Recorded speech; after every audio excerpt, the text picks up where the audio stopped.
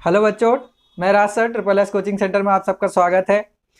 जैसा कि अभी हम क्लास 9th की हिंदी मीडियम की वीडियो पढ़ रहे हैं। बच्चों की बहुत सारी डिमांड थी कि सर हिंदी मीडियम की वीडियो बनाइए। हमने इंग्लिश मीडियम की भी वीडियो बनाई थी। फिर अब हम क्या कर रहे हैं, हिंदी मीडियम की वीडियो को स्टार्ट करे था। हमने फर्स्ट पार्ट पढ़ लिया था इसका, हिंदी मीडियम का क्लास 9th चैप्टर 1 जो था हमारा, हमारे आसपास के पदार्थ। इसका फर्स्ट पार्ट पढ़ लिया था। अगर आपने नहीं देखा है उसको तो डिस्क्रिप्शन में आपको लिंक मिल जाएगी, वहां से देख लीजिएगा। साथ ही साथ आपको इंग्लिश मीडियम की भी लिंक मिल जाएगी। अगर आप इंग्लिश में पढ़ना चाहते हैं तो वहां से आप इंग्लिश मीडियम की भी देख सकते हैं। ठीक है, तो अभी फर्स्ट पार्ट में हमने क्या क्या पढ़ा था कि पदार्थ किसे कहते हैं, पदार्थ के कण कितने बड़े होते हैं और पदार्थ की कितने कितने अवस्थाएं हैं, सारी अवस्थाओं वगैरह पढ़ लिया था। अब सेकेंड पार्ट में हम क्या पढ़ने जा रहे हैं कि क्या पदार्थ अपनी अवस्था बदल सकता है। हमने 3 अवस्थाएं पढ़ी थी, ठोस, द्रव, गैस।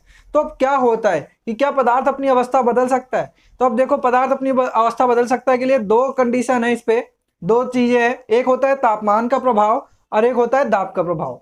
तो जब हम किसी भी पदार्थ पे तापमान बढ़ाते या कम करते हैं तब क्या प्रभाव पड़ता है, या किसी पदार्थ पे अगर हम दाब का क्या प्रभाव पड़ेगा कि अगर हम उसमें दाब को बढ़ाएं या दाब को घटाएं। ठीक है, तो सबसे पहले तापमान का प्रभाव आता है। तापमान के प्रभाव में 2 पार्ट है, एक गलनांक है, एक क्वथनांक है। ठीक है, तो ये जो गुप्त उष्मा है ये गलनांक का ही पार्ट है।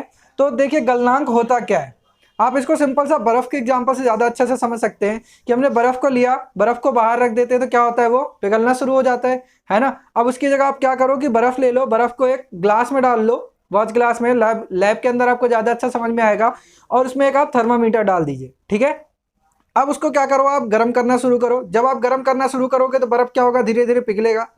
ठीक है, तो एक ऐसी कंडीशन आएगी जब बर्फ पूरा पिघल जाएगा। ठीक है, तो तापमान तो हम उसको दे ही रहे, तो ऐसा तापमान जिसपे जो ठोस है वो पूरा का पूरा द्रव में बदल जाए, उसी को हम क्या कहते हैं, गलनांक कहते हैं। तो देखो यहाँ लिखा है, जिस तापमान पर ठोस द्रव बन जाता है वह इसका गलनांक कहलाता है। ठीक है, जैसे बर्फ का गलनांक कितना होता है हमारा, 273.16 केल्विन, 273.16 केल्विन होता है। ये इंपॉर्टेंट है, याद रखिएगा, 1 नंबर के क्वेश्चन में बहुत पूछा जाता है। ठीक है, अब आता है एक चीज और इसमें ध्यान देना है, जो गुप्त उष्मा का टर्म है कि जब भी आप बीकर को गर्म कर रहे होते हैं, बीकर को तो उष्मा दे रहे हैं आप, है ना, ग्लास जो है जिसमें हमने बर्फ को डाला है, गर्म किया है, उसको हम उष्मा तो दे रहे हैं, लेकिन जो थर्मामीटर आपने उसमें डाला है, तो थर्मामीटर देखेंगे तो थर्मामीटर में कोई भी बदलाव नहीं आता।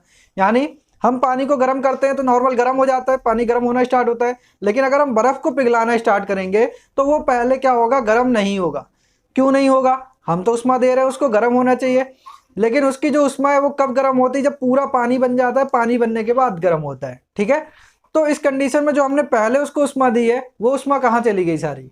तो जो भी उष्मा हम उसको बर्फ को पिघलाते समय देते हैं तो वो क्या होता है कि जो बर्फ है वो उस उष्मा को ले लेता है, और जो बर्फ क्या है, ठोस है, ठोस के जो कण आपस में जुड़े हुए हैं उनको तोड़ने के लिए उसको इस्तेमाल करता है। ठीक है, तो जो हमने हीट दिया, गर्मी दिया उसको, उष्मा, वो उष्मा लिया और उसने उष्मा को क्या किया, बर्फ के कणों को तोड़ने में यूज कर लिया। जब पूरा बर्फ का कण टूट गया तब वो जाके क्या होगा, पानी गर्म होना स्टार्ट होगा, और फिर वो बर्फ हमारा क्या हो गया, पानी बन गया, पानी भाप बन के उड़ना शुरू होगा। ठीक है, तो किस फॉर्म में छुपी होती है, किस रूप में छुपी होती है जो हमने उष्मा दिया, तो वो उष्मा छुपी होती है गुप्त उष्मा के रूप में। ठीक है, यानी बीकर में जो बर्फ डाला, बर्फ को पिघलाना शुरू किया, तो जो शुरू में हम उसको उष्मा दे रहे हैं वो उष्मा किस में होती है, गुप्त उष्मा के रूप में छिपी रहती है उसमें। तो अब गुप्त उष्मा को देखो कैसे डिफाइन करेंगे हम, वायुमंडलीय दाब पर 1 किलोग्राम ठोस को उसके गलनांक पर द्रव में परिवर्तित करने के लिए जरूरी उष्मा को प्रसूत या गुप्त उष्मा कहते हैं। यानी अगर 1 किलो बर्फ ले लिया हमने, तो 1 किलो बर्फ को पूरा पानी बनाने के लिए जितनी उष्मा की जरूरत होगी वो उसकी क्या होगी, गुप्त उष्मा होगी। ठीक है, समझ में आया, ये होता है गुप्त उष्मा। पीछे वाले पार्ट में हमने आपको गतिज ऊर्जा पढ़ाया था, एक अलग टर्म था, इसमें गुप्त उष्मा है, इसको भी ध्यान रखिएगा आप। इसके बाद आता है क्वथनांक। अब हमने क्या किया, सिंपल से सोचो रोज कि हमने क्या किया, बर्फ लिया, बर्फ को गर्म किया था तो पानी बना था, अब वो पानी बन गया, पानी को और गर्म करेंगे तो क्या होगा, भाप बनना स्टार्ट होगा। तो पानी को गर्म करेंगे तो क्या होगा, जो कण है, कणों के बीच में आकर्षण शक्ति क्या होगी, कम होती जाएगी। तो वो एक ऐसी कंडीशन आएगी जब आकर्षक शक्ति खत्म हो जाएगी और वो जो कण है वो क्या होंगे, फ्री हो जाएंगे और उड़ने लगेंगे। ठीक है, तो वो उतना तापमान जिस पर एक जो हमारा द्रव है वो भाप बन के उड़ने लगे, उसको हम क्या कहते हैं, क्वथनांक कहते हैं। तो देखो यहाँ पे हमने क्या लिखा है, वायुमंडलीय दाब पर वह तापमान जिस पर द्रव के बीच आकर्षण बल टूट जाता है और वह स्वतंत्र होकर वाष्प में बदलने लगता है, उस तापमान को हम क्वथनांक कहते हैं। ठीक है, तो ये गलनांक हो गया, ये क्वथनांक हो गया। दो आपका मेन टॉपिक था, गलनांक के अंदर ही गुप्त ऊष्मा थी। ठीक है, अब एक चीज और आता है तापमान का प्रभाव में, एक चीज और आता है हमारा ऊर्ध्वपातन। ऊर्ध्वपातन क्या है?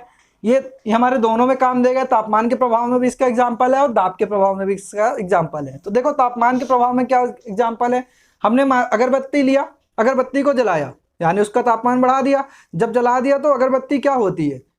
सीधे ठोस है, ठोस से सीधे क्या हो जाती है? गैस के रूप में निकल जाती है। अब ऐसा तो है नहीं, अगर आप बर्फ को देखो तो बर्फ को अगर आप पहले गर्म करते हो तो पानी बनता है, यानी ठोस पहले द्रव बनता है, द्रव से वाष्प बनता है या गैस बनता है।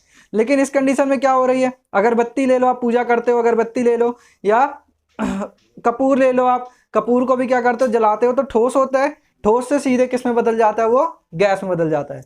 तो ऐसा पदार्थ जो सीधे ठोस से गैस में बदल जाए, उस क्रिया को हम क्या कहेंगे? ऊर्ध्वपातन क्रिया कहेंगे। ठीक है, देखो उदाहरण मैंने आपको दिया, कपूर का उदाहरण, अगरबत्ती का उदाहरण, और एक है सूखी बर्फ का उदाहरण। ठीक है, यानी सीधे ठोस से हमारा किस में बन जाए? गैस में बन जाए, या गैस से सीधे ठोस बन जाए, तब भी हमारा क्या होगा? ऊर्ध्वपातन होगा, दोनों कंडीशन में। ठीक है, ये जो CO2 वाला एग्जांपल है आपको मैं इसमें समझाऊंगा दाब के प्रभाव में। तो ये हमारा हो गया तापमान का प्रभाव, गलनांक, गुप्त ऊष्मा, क्वथनांक और ऊर्ध्वपातन का टॉपिक पूरा। ठीक है, दूसरी साइड आता है हमारा दाब का प्रभाव, कि दाब का क्या प्रभाव होता है। दाब का मतलब जब हम उस पर दबाए तो दबाने पे क्या प्रभाव पड़ता है। अब ये देखो ठोस है, तो तीनों पे हम देखेंगे, ठोस, द्रव, गैस पे देखेंगे।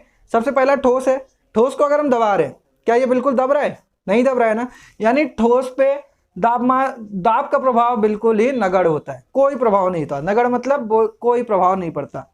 दूसरा आता है द्रव, द्रव पे क्या होता है? अब इससे थोड़ा सा ज्यादा प्रभाव पड़ेगा उस पर। पानी है, पानी को अगर हम दबाते हैं तो दब जाता है थोड़ा बहुत, है ना। तो यानी दाब का प्रभाव क्या होता है?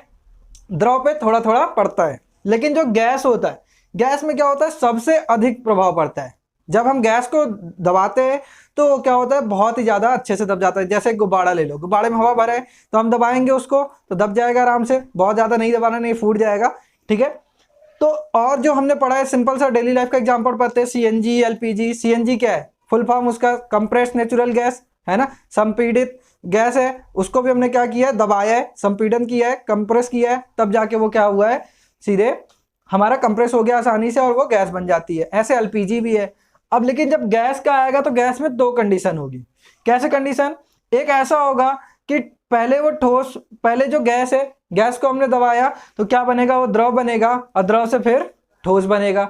ठीक है, जैसे या तो फिर ठोस है, ठोस को अगर हम पिघलाते हैं तो द्रव बनता है, द्रव से गैस बनता है। जैसे बर्फ का उदाहरण था, बर्फ क्या है? ठोस है, पिघलाया हमने तो क्या बना? द्रव बना, द्रव को और गर्म किया तो क्या बना? गैस बना। और ऐसे हमारे गैस है, यानी जो हमारा पानी का भाप उड़ रहा है उसको हम रोक लेते हैं, क्या बन जाता है? वो गैस निकल रहा था, गैस को रोक लिया तो द्रव बन गया, अब उसको जमा दिया तो वापस से बर्फ बन गया, है ना। तो ये दो चीज होती है इस पे। और एक और आता है गैस का प्रभाव, ऐसे LPG और CNG होती है हमारी। CNG गैस को जब हम कंप्रेस करते हैं तो पहले वो द्रव में बनता है और द्रव से फिर बाद में वो, और अगर उसको हम कंप्रेस करें तो ठोस में बन जाएगा, लेकिन हमें ठोस की जरूरत नहीं होती। CNG हमारा द्रवीकृत गैस होती है। ठीक है, उसके बाद आता है ठोस से सीधे गैस, जो मैंने आपको बताया था सब्लिमेशन वाला, ऊर्ध्वपातन वाली क्रिया, कि ठोस से सीधे गैस में कुछ ऐसे तत्व होंगे जो सीधे ठोस से गैस में बदल जाएंगे, या कुछ ऐसे होंगे जो सीधे गैस से ठोस में बदल जाएंगे। ठोस से गैस का तो आपको एग्जांपल मैंने वहां बता दिया था, अगरबत्ती या कपूर, ठोस था, जलाया, सीधे गैस बन गया। लेकिन गैस से ठोस का जो उदाहरण था वो है CO2, कि जो हमारे एयर में क्या है? हवा में CO2 गैस है। अगर हम CO2 को दबाना शुरू करते, कंप्रेस करना शुरू करते, संपीड़ित करना शुरू करते, तो CO2 एक ऐसी गैस है जो सीधे ही गैस से क्या होती है? ठोस अवस्था में बदल जाती है। और उस ठोस को हम क्या कहते हैं? उस CO2 को हम क्या कहते हैं?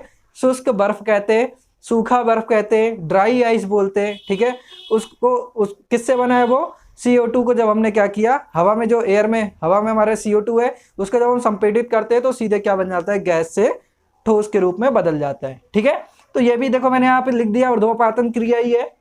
ठोस से गैस बदले या गैस से ठोस बने तो वो ऊर्ध्वपातन क्रिया ही कहलाती है। ठीक है, तो इस प्रकार इस पार्ट में हमने पदार्थ अपनी अवस्था बदल सकता है उसके बारे में जान लिया, कि तापमान का क्या प्रभाव पड़ता है, दाब का क्या प्रभाव पड़ता है। ठीक है, तापमान में गलनांक, क्वथनांक पढ़ लिया, गुप्त ऊष्मा अलग से टर्म थी उसको पढ़ लिया। फिर दाब का प्रभाव में ठोस पे क्या प्रभाव पड़ता है, द्रव पे क्या पड़ता है, गैस पे क्या पड़ता है। और फिर गैस में हमने दो पढ़ लिया कि गैस से क्या होगा, पहले वो तरल बनेगा, तरल से फिर क्या बनेगा, ठोस बनेगा। और कुछ ऐसे होंगे जो सीधे गैस से ठोस बन जाएंगे, ठीक है, CO2 का एग्जाम्पल वगैरह। तो इस तरीके से आप इसको देख लीजिए, एक बार नोट कर लीजिएगा। इसके आगे का जो पार्ट है, वो इसके आगे का जो बचा हुआ चीज है वो हम तीसरे पार्ट में पढ़ेंगे, तीसरे भाग में पढ़ेंगे, ठीक है। तो इसको आप नोट कर लीजिए। अगर मेरा मेथड ये समझ में आ रहा है, आप देख लीजिए, इसको लाइक कीजिए, शेयर कीजिए, सब्सक्राइब कीजिए, अपने फ्रेंडों को भी दिखाइए, बेल आइकन को भी दबा लीजिएगा, जिससे कि आपको इसके जो थर्ड पार्ट की वीडियो आएगी तो उसका नोटिफिकेशन तुरंत मिल जाएगा, ठीक है। Thank you to all of you.